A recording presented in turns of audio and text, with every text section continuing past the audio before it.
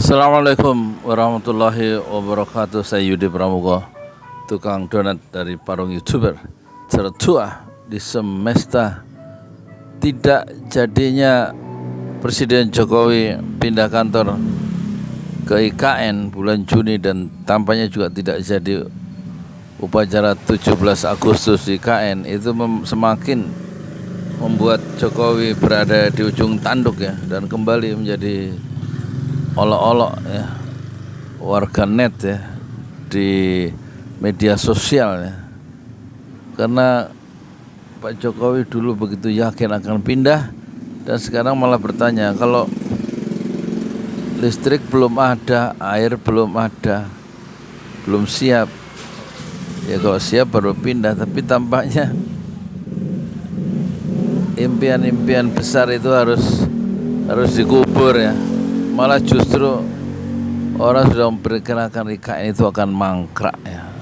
Dan itulah warisan buruk Jokowi. Dan nggak mungkin ya Jokowi itu akan membela menteri-menterinya yang lain atau persoalan-persoalan lain, karena dirinya sendiri juga tampaknya belum tentu nasibnya setelah nanti sirkulasi kekuasaan itu terjadi bulan Oktober ya, ketika presiden terpilih itu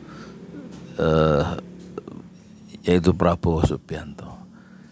Jadi tidak mungkin juga dia akan membela SYL ya, yang dituntut jaksa itu 12 tahun penjara oleh jaksa.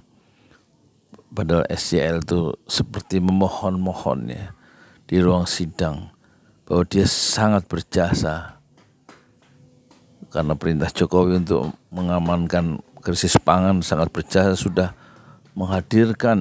mendatangkan ribuan triliun ya melalui Kementerian Pertanian, dan dia merasa semua itu perintah Jokowi, dan sekarang dia ada di dalam ruang sidang dituduh korupsi, dituntut 12 tahun penjara dan mengembalikan kerugian atau uang pengganti itu sekitar 45 miliar dan 30.000 dolar Amerika. Kalau tidak dikasih waktu dalam sebulan tidak bisa mengganti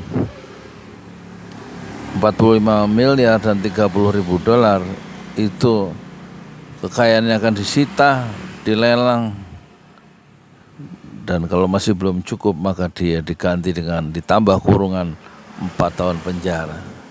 Dan hari ini tampaknya hari yang menentukan bagi Syahril Yassin Limpo, dan dia tidak bisa mengharapkan apa-apa sebagai pembantu presiden. Presiden tidak bisa diharapkan untuk meringankan atau melakukan intervensi.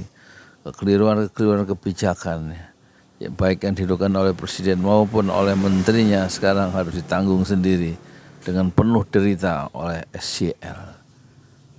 Dan Jokowi tidak mungkin bisa diharapkan. Bergantung itu memang hanya kepada Allah dalam kehidupan. Kalau bergantung atau bersandar pada penguasa, maka ketika penguasa atau sandarannya itu goyah, maka kita pun akan goyah. Tapi kalau sandarannya Allah, maka meskipun seluruh penguasa tumbang, kita akan tetap tegak berdiri dengan kematangan dan juga dengan berdiri dengan cara yang penuh kewibawaan, karena memang sandaran kita adalah bukan sandaran yang palsu.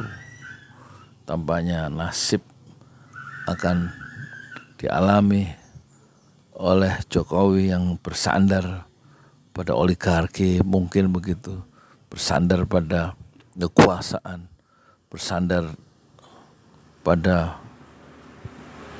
pendukung-pendukungnya, tapi semua itu akan berakhir. Sandaran itu akan runtuh pada 20 Oktober. Dan tentu Jokowi akan menjadi orang biasa dan tampaknya akan diburu oleh para pencari keadilan. Terutama sudah ada suara-suara untuk mempersoalkan IKN itu wajib dibatalkan, harus diajukan judicial review ke Mahkamah Konstitusi tentang undang-undang IKN itu.